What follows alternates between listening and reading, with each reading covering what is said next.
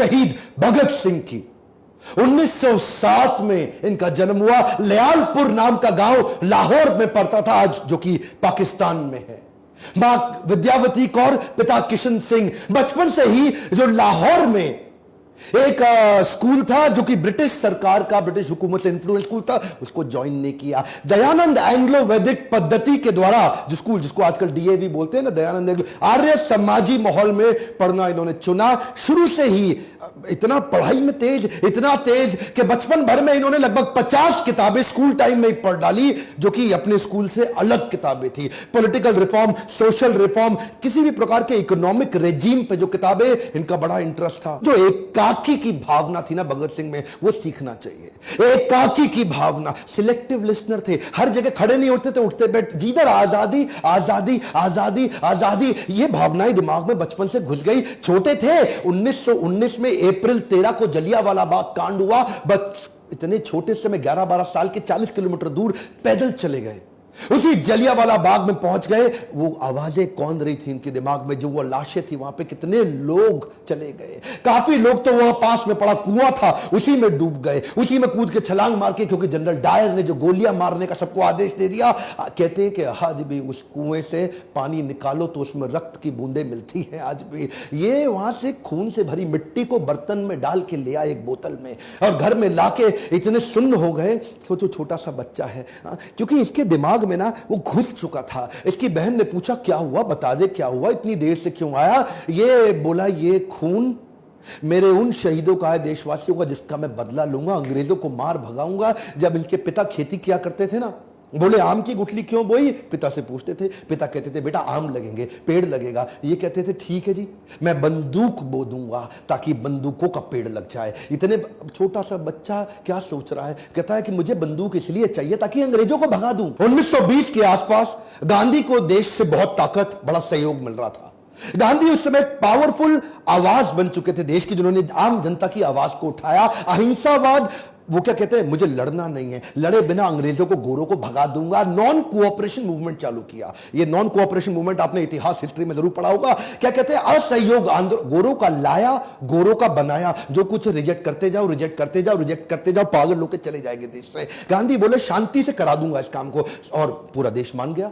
उस समय बड़े प्रभावित थे शहीद आजम भगत सिंह उनके विचार से, वो भी ज्वाइन कर गए। उन्हीं दिनों चौरी चौरा नाम का एक स्थान, जो कि गोरखपुर में बिहार के नजदीक आज भी पड़ता है, वहां पे 1922 में, उस समय 14 साल के रहे होंगे भगत सिंह, 1922 में इन्होंने एक पुलिस थाने के सामने जोरदार प्रदर्शनकारियों ने शोर मचाया। वहां एक बाजार में अंग्रेजी शराब बिक रही थी, अंग्रेजी कपड़े बिक रहे थे। वहां इन्होंने शोर मचाया कि गोरे वापस जाओ और ये कपड़े और शराब की बिक्री बंद करा दो। और जो वहां का जमींदार था, अंग्रेजों से इन्फ्लुएंस था गोरों से उस समय, उस जमींदार ने गुप्तेश्वर सिंह नाम के थानेदार को रिक्वेस्ट किया, भाई ये बंद करा दो, मेरा धंधा खत्म हो जाएगा, इसको बंद कराओ। और चौरी चौरा में तभी पुलिस वाले बाहर आ गए, उन्होंने हवाई फायरिंग करी, बोला बंद करो इस आंदोलन को। ये बोले हम क्या कह रहे हैं, हम तो कुछ नहीं कह रहे, हम तो कह रहे हैं हम केवल अंग्रेजी सामान नहीं खरीदेंगे, शराब नहीं खरीदेंगे, कपड़े नहीं खरीदेंगे। लेकिन गुप्तेश्वर सिंह माना नहीं। अच्छा, भीड़ 4000 लोगों की थी। वहीं गुप्तेश्वर सिंह ने कई गोलियां हवा में चलाई, ये नहीं माने, उन्होंने 2-4 को गोली मार दी। वहीं 2 प्रदर्शनकारियों की वहीं मृत्यु हो गई। भीड़ और आग बबूला हो गई। गुप्तेश्वर सिंह ने हवा में और कई गोलियां चलाई, बोला मार दूंगा। फिर सामने गोलियां चलाई, वहां के दरोगा थे ना, वो उनको तो करना था। और जब गोलियां चलाई उन्होंने, 3-4 लोग जैसे ही और मरे। इतने में ये तैयार नहीं थे दरोगा, इनकी गोलियां खत्म हो गई, भीड़ आ गई। और भीड़ ने जब इनकी गोलियां खत्म हुई तो उनको मारना शुरू किया, पुलिस वालों को। और मारते मारते ये भगा के उनको थाने में ले गए, थाने को आग लगा दी। कई 17 पुलिस कर्मियों की उसी थाने के अंदर मौत हो गई, आग के नीचे जल गया। और वहां पे गांधी को बहुत आहत हुई। बोला मैं कह रहा हूं असहयोग, अहिंसा, और तुमने इतनों को मार दिया। वो दिन नॉन कोऑपरेशन मूवमेंट गांधी ने वापस लिया, और जैसे ही मूवमेंट वापस लिया ये लोग परेशान हो गए। भगत सिंह और उनके जितने प्रकार के उसी विचारधारा के लोग, वो बोले 2 दल बन गए। गरम दल, नरम दल गांधी का था और गरम दल भगत सिंह जैसे लोगों का था। उन दिनों बोल्शेविक मूवमेंट रशिया का था, उससे ये बड़े प्रभावित थे। मैंने बताया ना, विदेशी किताबें भी बहुत पढ़ते थे। बोल्शेविक मूवमेंट, ये बोले कि लड़ना पड़ेगा। अब तो बात ये थी कि हो सकता है अगर गांधी नॉन कोऑपरेशन मूवमेंट वापस ना लेते, आजादी जल्दी मिल गई होती। एक्चुअली उन दिनों ना भगत सिंह तो नाचा करते थे, आजादी मिलने वाली है, आजादी, क्योंकि नॉन कोऑपरेशन मूवमेंट सक्सेसफुल था, पूरा देश को सहयोग मिल रहा। गांधी ने वापस ले लिया, बोला अभी आप तैयार नहीं हो। आपने गुप्तेश्वर सिंह पुलिस वाले को और पूरे थाने को क्यों मार के खत्म कर दिया? गांधी ने रोक दिया पूरा आंदोलन। ये लोग उस समय आग बबूले बोले अब लड़ना पड़ेगा। ये जो एक्चुअली ये ना हथियारों की क्रांति बाद में आई, भगत सिंह की पहले विचारों की क्रांति थी। उन दिनों कॉलेज ज्वाइन किया इन्होंने, लाला लाजपत राय का पंजाब के अंदर जो पाकिस्तान में पढ़ता है वो कॉलेज ज्वाइन किया और वहां पे ये गतिविधियां स्ट्रॉन्गर थी। उन दिनों ये लगभग 300 किताबें अपने कॉलेज में एक्स्ट्रा पढ़ बैठे हैं, क्योंकि जब खाली होते थे किताब पढ़ते थे और उसके बाद अपने एकाकी की भावना से स्पीड आती है। ध्यान दीजिए, कम ऑन, लर्निंग क्या है? एकाकी की भावना से। इसीलिए तो शहीद भगत सिंह ने 23 साल की उम्र तक वो सब कर दिया जो आज लगभग 90 साल के बाद भी हम उनको याद कर रहे हैं। 1924 में ये लगभग 17 साल के थे, मां ने शादी की तैयारी कर दी। ओए बेटा शादी कर लो, कुड़ी बड़ी सोनी है, ओ बेटा शादी कर ले, तेनू रोटी खवाएगी, ओ शादी कर ले, तेरा ध्यान रखेगी। मां बोलती रह गई और ये क्या बोली? दुल्हन मेरी दुल्हन नहीं होगी, आजादी ही मेरी दुल्हन होगी। रातों रात चिट्ठी लिख के भाग गए। मां रोती थी, अकेली पड़ गई। क्यों ऐसा होता है कि भगत सिंह की जब बात हो तो हम चाहते हैं पड़ोसी के बच्चे के घर पैदा हो, अपने घर पे सब कुछ छोड़ के। ये वहां पंडित आजाद की टीम को ज्वाइन कर लिया और जाके क्या बोले? अब एकाकी की भावना। जानते हैं शुरू में तो बचपन में बड़े एक्साइटमेंट में रहा करते थे, कुश्ती लड़ते थे, अभिनय का शौक रखते थे, लेकिन एकाकी की भावना के चलते 1925 में इन्होंने, अभी 18 साल की उम्र थे, काकोरी कांड की तैयारी कर ली। काकोरी कांड को उन्होंने सफल बनाया। पैसे की जरूरत थी, अंग्रेजी खजाने को लूट लिया और लूटने के बाद अच्छा पकड़े गए। उसे पकड़े गए अशफाक उल्लाह खान और राम प्रसाद बिस्मिल, इन दोनों को फांसी हुई। 2 शह सवारों को जब फांसी की सजा सुनाई, ये लोग टूटने के लिए नहीं बने थे, ये तोड़ने के लिए बने थे। राम प्रसाद बिस्मिल की वो याद आ गई इनको बात, सरफरोशी की तमन्ना अब हमारे दिल में है, देखना है जोर कितना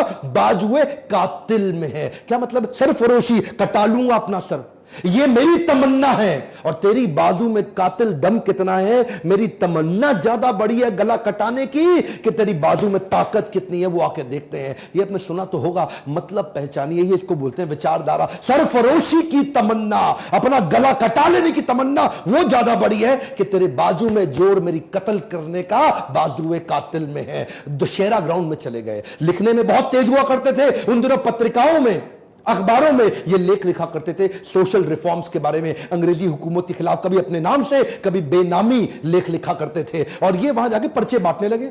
दशहरा ग्राउंड में हजारों की भीड़ होती है, अपनी टीम तैयार करनी है, इनको लोग जोड़ने हैं, अंग्रेजी हुकूमत के खिलाफ पर्चे बांटते पकड़े गए, वहां बम फोड़ के भागने लगे, फिर पकड़े गए। और इस बार इनसे, अच्छा, कोर्ट जानती थी कि इसको छोड़ना नहीं है, पुलिस जानती थी अंग्रेजी हुकूमत छोड़ना नहीं है। जब बेल की बात करी, 60,000 रुपए मांग लिए। ये 60,000 रुपए थोड़ा सा मैं चाहता हूं आज व्यूअर्स को कि विजुअलाइज करो। आज के 60,000 रुपए नहीं, 90 साल पहले के 60,000 रुपए। कितने ही कितने खेत बेच के वो जमानत दे के इनको बाहर निकाला, ये अगली तैयारी में लग गए। 1928 में जब लगभग 20 साल के थे, लाला लाजपत राय, जो कि थे तो उनके गुरु के समान, लेकिन विचारधारा में फर्क था। लाला लाजपत राय नरम दल के थे, ये गरम दल के थे। उन्होंने कन्विंस कर लिया कि साइमन कमीशन के खिलाफ हम नारेबाजी करेंगे, लाहौर में ऐसी नारेबाजी करेंगे कि साइमन कमीशन वापस जाओ, वापस जाओ, वापस जाओ, बिना हथियार के करेंगे। ये लाला लाजपत राय के कहने पे आ तो गए, लेकिन वहां पुलिस वालों ने इन पे इतना लाठीचार्ज किया, इतना लाठीचार्ज किया, लाला लाजपत राय को कहीं चोटें आई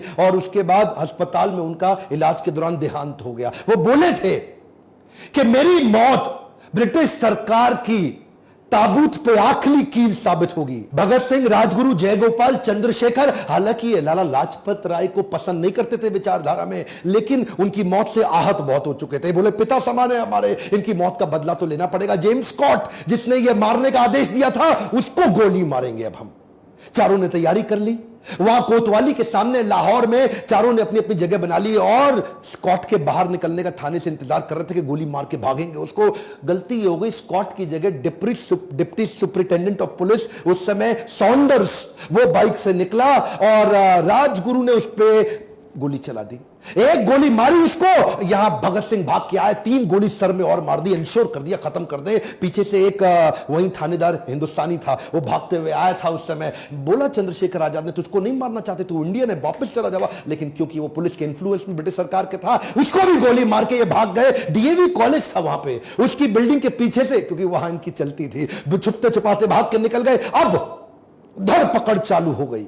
इन्होंने क्या किया, अगले दिन, अभी यहां रुके नहीं, अगले दिन पर्चे लेके लाल स्याही से लिख डाला, पूरे लाहौर पे चिपका डाला दीवारों पे कि हमने लाला लाजपत राय की मौत का बदला सॉन्डर्स को मार के उसकी हत्या करके ले लिया है। ये तो ब्रिटिश सरकार की बड़ी हार थी, उनका दिमाग अब हिल गया। अब उनकी बुद्धि चकरा गई कि भाई इनको पकड़ना है। ये लाहौर से निकलने वाले हर नौजवान पे नजर रखे हुए थे, ये किधर है, ये किधर है, इसको पकड़ना है। इन्होंने लाहौर से भागने की योजना बनाई। उस समय भगवती चरण वोरा की पत्नी दुर्गा भाभी ये उनके पास गए, राजगुरु और भगत सिंह, और उनको मना लिया कि वो इनकी पत्नी का रोल निभाए थोड़ी देर के लिए। और हालांकि सरदार थे, ये सिख थे, इन्होंने अपनी दाढ़ी मूछे काटी और पगड़ी हटाई, बाल काट लिए और बढ़िया सी हैट, अंग्रेजी पोशाक पहनी, ओवर पूरा फुल लेंथ सूट पहना, टाई लगा के अंग्रेजों की तरह, और दुर्गा भाभी को साथ में अपनी पत्नी, और वहां पे जाकर के रेलवे स्टेशन पे पहुंचे। अच्छा, राजगुरु को उन्होंने नौकर बनाया, उसको 2nd क्लास की स्लीपर टिकट दिलाई और खुद 1st क्लास एसी की टिकट ली, और वहां जाकर के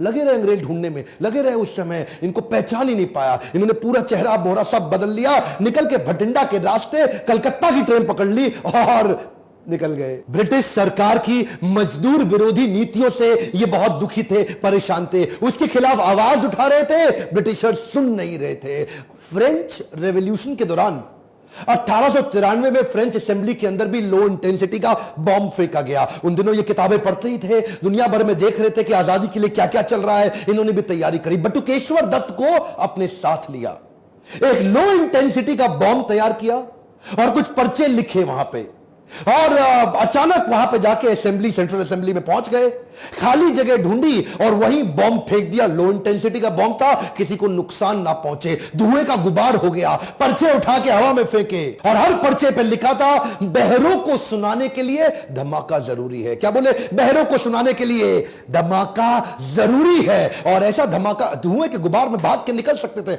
चाहते तो चुपचाप वहां से चले जाते, लेकिन वहां गायब हो जाते, कोई पकड़ नहीं पाता, लेकिन जानबूझ के वहीं चिल्लाना, इनकलाब जिंदाबाद, इनकलाब जिंदाबाद, और जाकर अपने आप को पकड़वा दिया कि ले लो मुझको। ये एक ऐसा लड़का था, सबको जीना पसंद है और मौत भी सबकी आनी है। ये वो लड़का था जो अपनी डेथ को डिजाइन कर रहा था। ये चाहता था कि अब मुझे अंग्रेजी हुकूमत पकड़ ले, क्योंकि हो सकता है माहौल ठंडा होने वाला है। सोचिए, एक 21 साल का लड़का अपनी कुर्बानी की, अपनी डेथ को डिजाइन करने जा रहा है, शहीद होने जा रहा है। कहता है मुझको पकड़ो, और मैं तो वैसे ही एनार्किस्ट हूं, मैं तो वैसे ही आपकी हुकूमत की, मुझको गोली मार दो, मुझको गोली मार दो। एनीवे, जिसको फांसी की सजा सुनाई गई इन दोनों को। अब इनका लगभग 2 साल का कारावास था। पर यह एक ऐसे क्रांतिकारी जो जेल में भी आजाद थे, वहां पे भी अपनी क्रांति, नाक को चने चबा दी अंग्रेजों को, उनके नाक में दम कर दिया। क्योंकि वहां पे फूड और फैसिलिटी ठीक थी नहीं, वहां पे जेल में 10 बाय 10 के कमरे में 10-10 कैदियों को रखते थे, बर्तन ठीक नहीं थे, खाना ठीक नहीं था,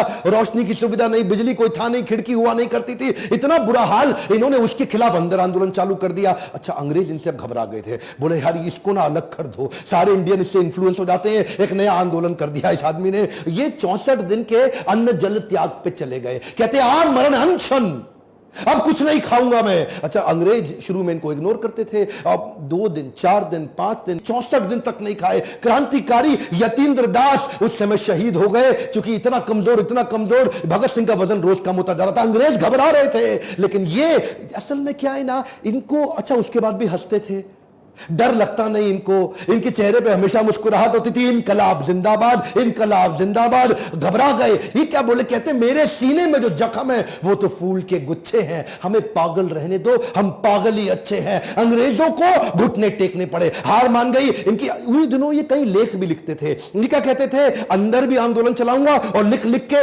बाहर भी आंदोलन चलाऊंगा। इन्होंने एक इंस्ट्रक्शन दी थी, जेल में मुझसे कोई मिलने आएगा तो नई किताब लेके आएगा, कभी बॉल्शेविक रेवोल्यूशन की किताब लाएगा, फ्रेंच रेवोल्यूशन रेवोल्यूशन की किताब लाएगा, लेनिन की लाएगा या मार्क्स की किताब लाएगा। उन दिनों ये बिल्कुल सोशलिस्ट रिफॉर्मर हो गए थे, ये पहले सोशलिस्ट लीडर थे हमारे कंट्री के। उस समय एचआरए को एचएसआरए इन्होंने कर दिया, सोशलिस्ट रिफॉर्म अपने मूवमेंट को बना दिया। देखते ही देखते 300 किताबें और पढ़ डाली और 3000 पन्ने लिख भी डाले। आज उसको बाद बाहर भेजते थे उसको, आज उनमें से कुछ है और कुछ नहीं है। कहते तो थे कि ये एक नास्तिक है, लेकिन भगवत गीता की छोटी किताब और स्वामी विवेकानंद का चित्र जेब में जरूर रखते थे। जेल में भी किताबें पढ़ने की दीवानगी को लेकर अंग्रेज भी बड़े परेशान हो चुके थे। कार्ल मार्क्स और लेनिन से ये विशेष प्रभावित थे। अब इनको फांसी की सजा दे दी गई। ये क्या कहते थे, मैं एक ऐसा पागल हूं जो जेल में भी आजाद हूं। जब इनसे पूछा गया तुम्हारी आखिरी ख्वाहिश क्या है, कहते हैं मैं लेनिन की बायोग्राफी पूरी पढ़ना चाहता हूं, लेनिन की बायोग्राफी पढ़ के ही मरूंगा। जब इनको बुलाया जाने वाला था ना, उस दिन जिस दिन इनको फांसी देनी थी, तो ये क्या बोले, ठहरो अभी, देखते नहीं एक क्रांतिकारी दूसरे क्रांतिकारी से मिल रहा है। और लेनिन की किताब के आखिरी पन्ने पढ़ के ही उठे। 24 मार्च की तारीख मुकर्रर की गई इनकी फांसी के लिए। और जैसे जैसे फांसी के दिन नजदीक आने लगे, किसी को पता लगे ना कि उसकी मौत का समय आने वाला है, उसकी घबराहट बढ़ जाती है, उसकी और टेंशन, उसका आधा वजन वैसे ही खत्म हो जाता। लेकिन ब्रिटिश हुकूमत परेशान थी कि ये और खुश कैसे हो रहे। अरे ये इतने निडर, ये एक्साइटेड है। देश भर में इस तारीख की खबर फैलने से ब्रिटिश सरकार पे प्रेशर बन रहा था कि भाई ऐसा ना हो इनकी फांसी के दिन 24 मार्च यहां बड़ा दंगा हो जाए, ऐसा ना हो कि यहां आग ही लगा दी जाए। बहुत भीड़ आने वाली थी। ये पहली बार ऐसा हुआ कि फांसी का समय जो सुबह का होता है, केवल इन तीनों के चक्कर में 23 मार्च को अचानक आनंद फानन में इनको रात को बुला लिया गया कि तुम्हें फांसी दी जाएगी। इन्होंने प्रेम से मुस्कुराते हुए बोला, पे सर पे कपड़ा मत बांधना और हमारे हाथ मत बांधना। कुछ ऐसा हो सकता है क्या? उन्होंने बोला ठीक है हाथ नहीं बांधते, लेकिन सर पे कपड़ा तो बांधना पड़ेगा। ये मुस्कुराते हुए इनकलाब जिंदाबाद दोनों फांसी पे चूम के फंदे को गले पे झूल गए। गर्व है मुझे कि मैं ऐसे देश में जन्म लिया जहां अमर शहीद भगत सिंह आए थे। लेकिन मुझे दुख है कि आज भी कई मूर्ख बेवकूफ इतिहासकार अपनी हिस्ट्री की किताब उठा के देख लेना, इनको शहीद का दर्जा नहीं देते, इनको आतंकवादी उन्होंने लिखा हुआ है किताबों के अंदर। दुख होता है मुझे। हमारे गांधी को राष्ट्रपिता माना, मुझे कोई तकलीफ नहीं है। गांधी को राष्ट्रपिता, फादर ऑफ नेशन सब बोलते हैं, मुझे कोई तकलीफ नहीं। पर क्या भगत सिंह को हम राष्ट्रपुत्र की उपाधि दिला सकते हैं? 550 सांसद, 545, मैं चाहता हूं उन तक ये वीडियो पहुंचे, संसद में आवाज उठे कि भगत सिंह को राष्ट्रपुत्र की उपाधि घोषित की जानी चाहिए, भगत सिंह को ऑफिशियली शहीद का दर्जा दिया जाना चाहिए। आज भी अंग्रेजों की किताबों में इनको शहीद नहीं माना जाता, आतंकवादी माना जाता है। आप मेरा साथ दीजिए, कमेंट बॉक्स में लिखिए और वीडियो को शेयर करिए। सही लोग